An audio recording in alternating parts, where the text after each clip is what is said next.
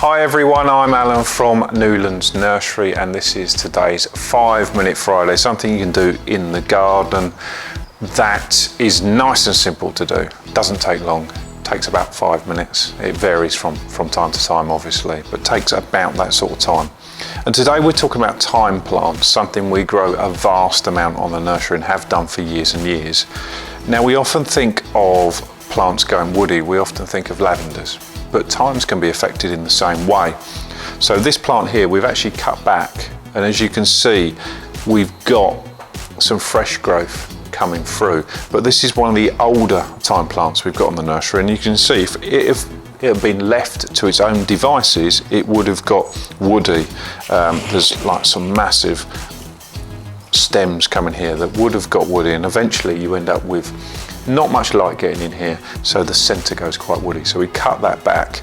I'm just going to show you how to do it. It's nice and simple. This is a different variety of thyme, but how you cut them back is exactly the same way.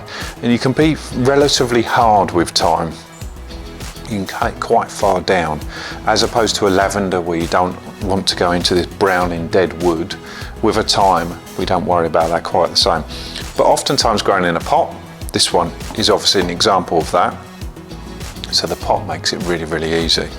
So I'm not going to care too much about where I cut, but what I am going to do is cut round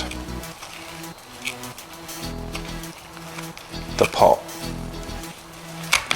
And you can see when you actually cut back, you can see these sort of frayed areas, stuff like that. That doesn't matter, doesn't harm the plant at all. It's absolutely fine. So you just go right round the pot, and it's as simple as that. Thymes are very, very hardy. They're an alpine plant. They're used to growing in very, very cold conditions. What they don't want to do is sit wet. So if you are growing them in a pot, make sure the pot's got holes in it. There's holes in the bottom of this one here, and make sure it doesn't become waterlogged. You can see the soil on the base of this.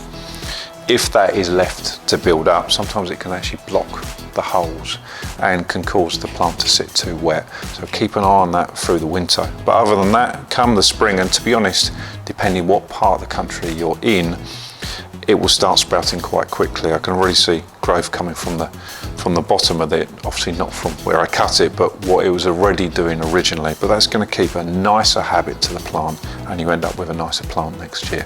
So any questions at all, as usual, comment on the video, get in contact, we're here to help.